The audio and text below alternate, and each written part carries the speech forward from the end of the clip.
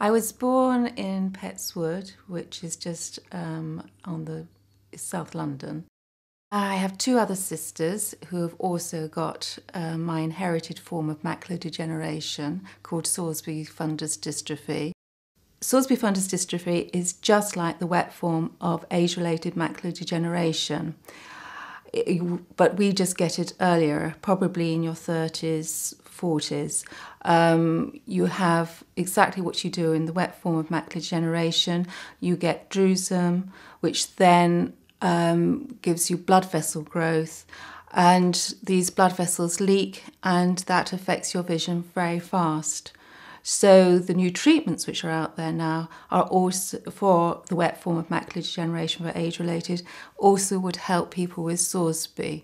Unfortunately, NICE have only agreed that because the studies were on age-related, that only age-related people can have the treatments, and the PCT Trust are now saying saying whether they should pay for the people who have inherited this form because NICE hadn't approved it. So the children do have a chance now of being helped. In that 10 years ago when my second eye went, there was things coming along, but not anything that they could give me which would help. So I ended up losing my vision. And losing your central vision has meant that I wasn't able to drive, and my youngest at that age was at junior school, in her last couple of years at junior school. So, you know, you go from being able to ferry 3 children around very easily to not being able to do that at all. And it also means that you don't recognise people very easily, and it's far more difficult to read. The good thing, though, is when you're younger and you've got people relying on you, you have to get on and do things.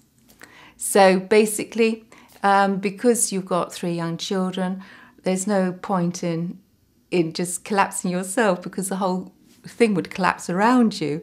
And because your children have a chance of inheriting it, you don't want them to look like it's a big deal, basically.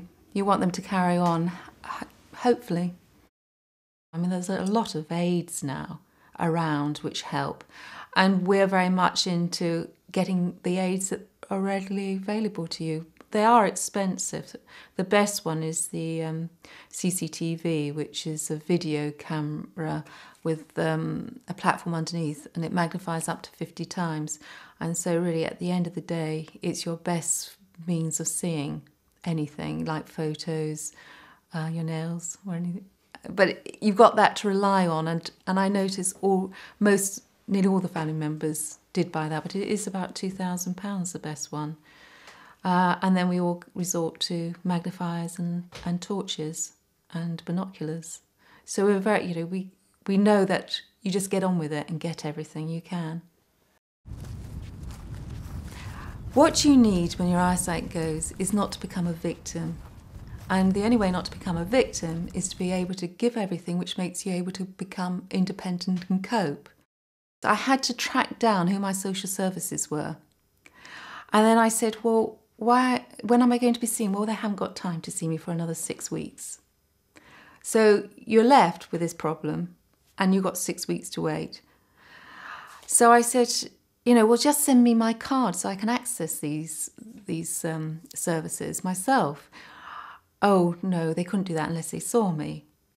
There's a wide variety of things out there which people haven't got access to, unfortunately, because the services are so slow. And that, I think, is the problem. And that's why the Macular Disease Society is there, because there is such a need.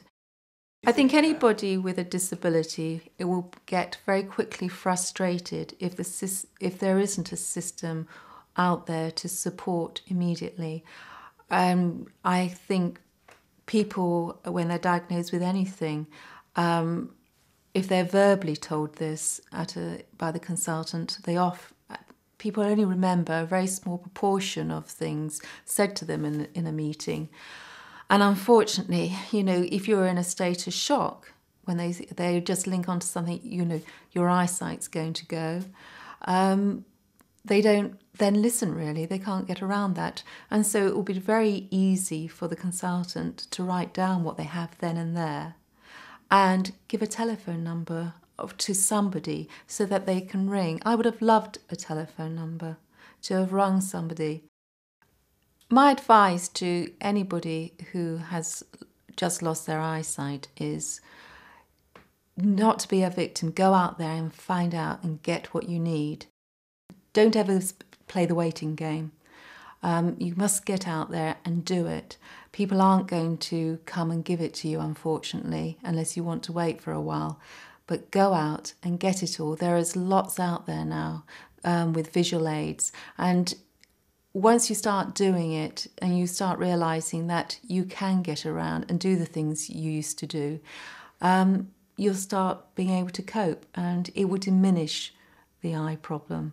What you want to do is, it's just part of you, and you want to be able to cope without it.